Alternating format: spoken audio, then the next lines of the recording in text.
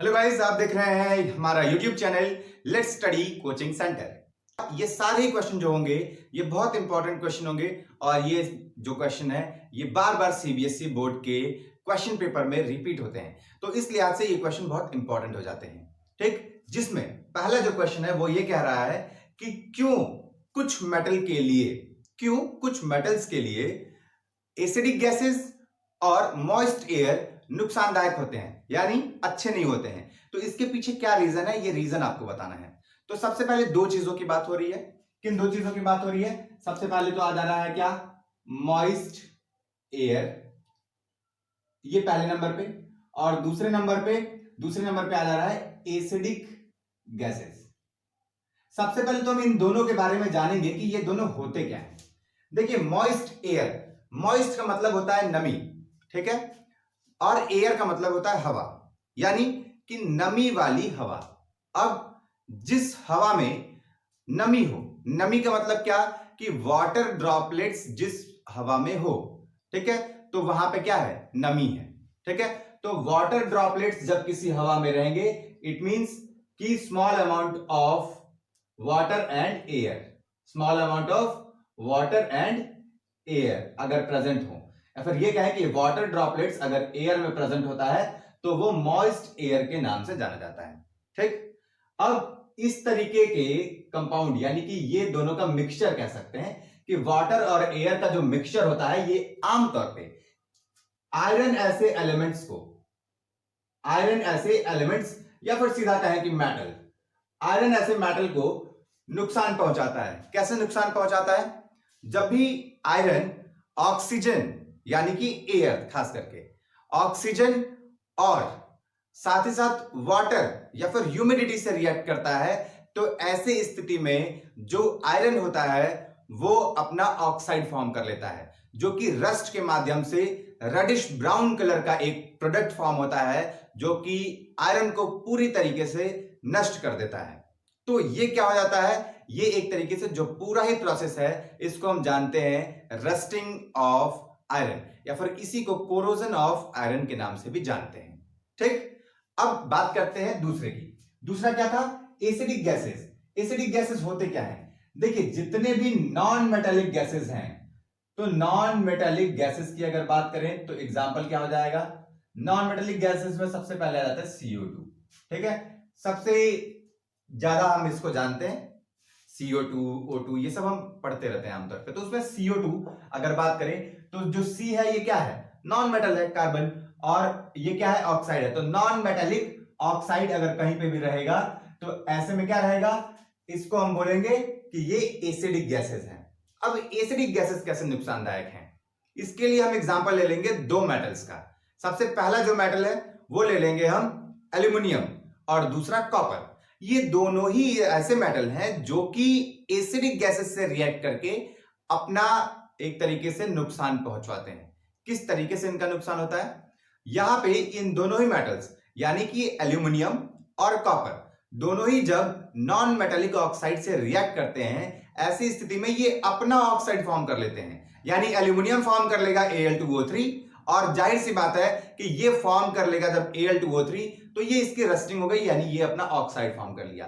वो अलग बात है कि एल्यूमिनियम अपना ऑक्साइड अपने ही रक्षक के तौर पे यूज करता है, अपने ऑक्साइड का। यानी कि ये एल्यूमिनियम आमतौर पे सबसे पहले तो ये क्या कर लेता है, रिएक्ट करके ऑक्साइड बना लेता है, और ऑक्साइड की इसके ऊपर लेयरिंग हो जाती है। अब वो ऑक्साइड इसको रस्ट होने से बचाती है, क्योंकि अब जो बाहरी इसके पास में जैसे इसके लिए नुकसानदायक जो भी एलिमेंट्स आते हैं, जो भी कंपाउंड्स आते हैं रिएक्ट करने के लिए जिससे ये ऑक्साइड फॉर्म हो सकता था, उनसे बचाने का काम इनका ऑक्साइड करता है।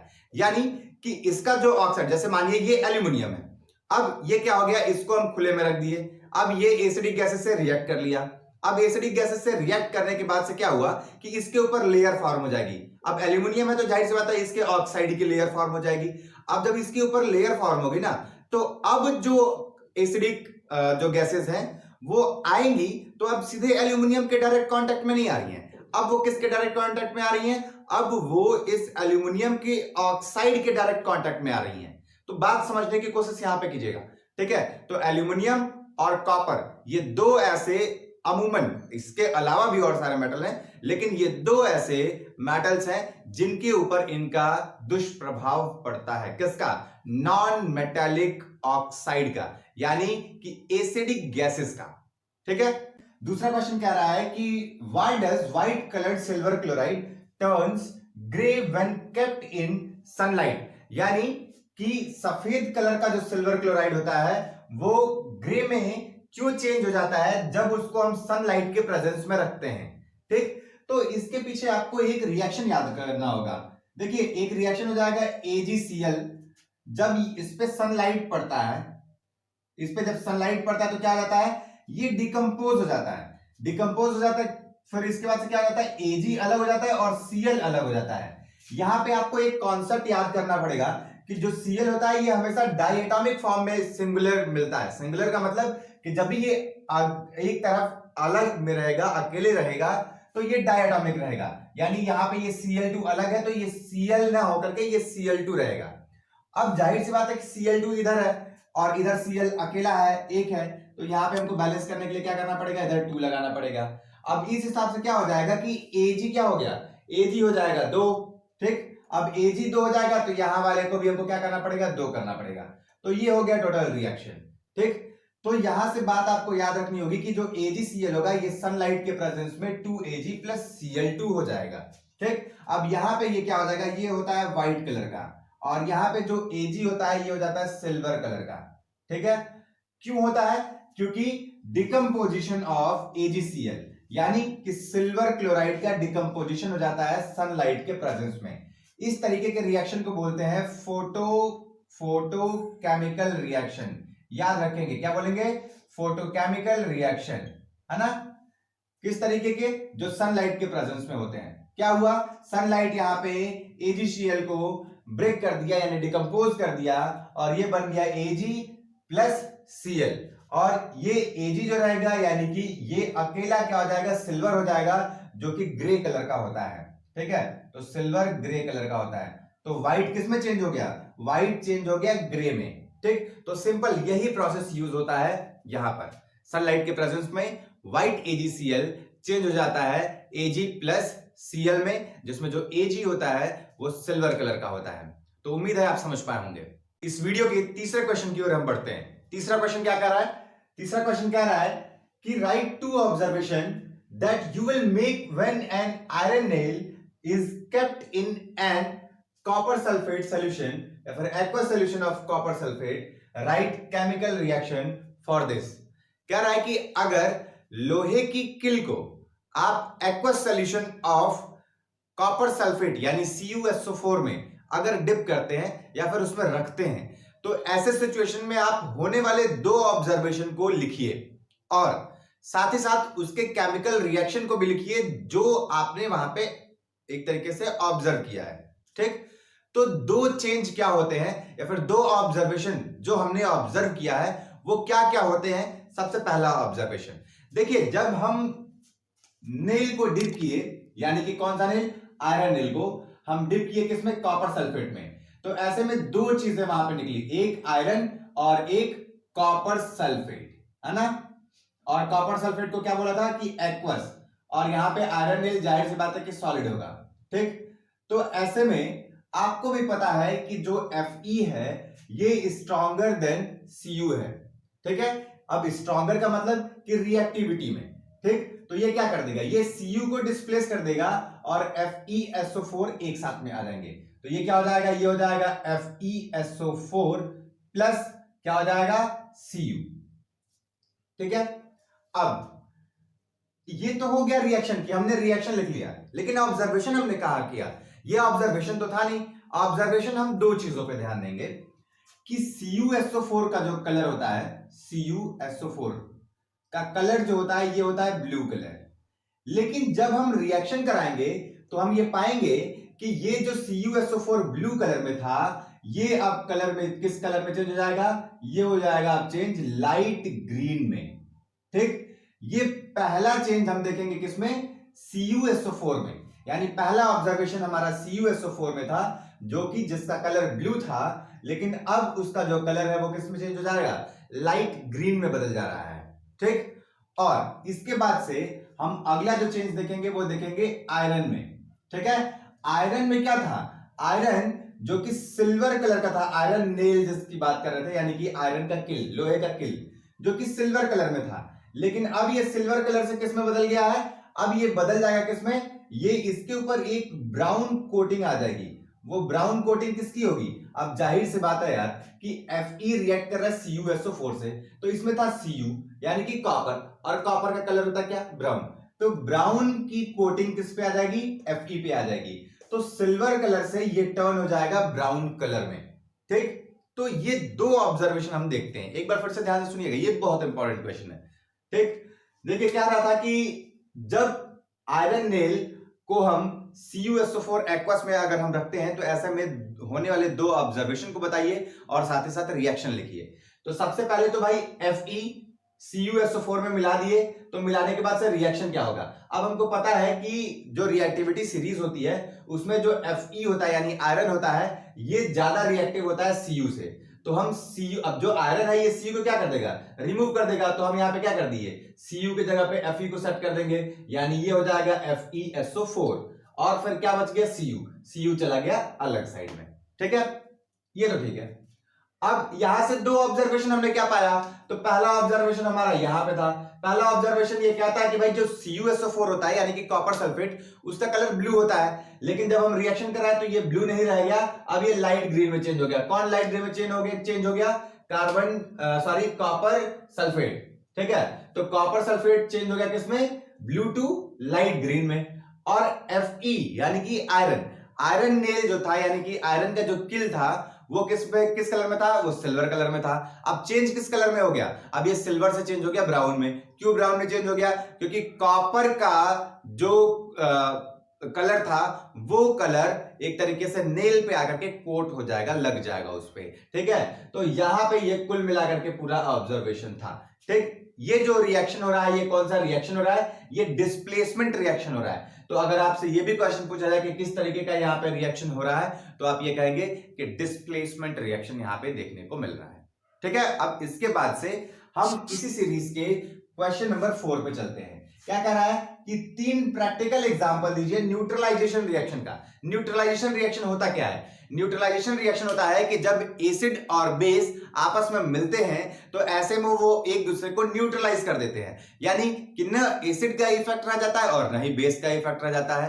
तो when acid react with base gives salt plus water, यानी कि ऐसी स्थिति में जब एसिड और बेस एक साथ में रिएक्ट करते हैं उस समय में वो सॉल्ट और वाटर देते हैं, जो न कि एसिडिक रह जाता है और न ही बेसिक रह जाता है। तो ऐसे में आपको 3 प्रैक्टिकल एग्जांपल लिखने हैं। वो 3 प्रैक्टिकल एग्जांपल क्या होंगे, चलिए सबसे पहले, यानी कि सबसे पहला आप लिखिए कि acidity in stomach, acidity in stomach, है ना।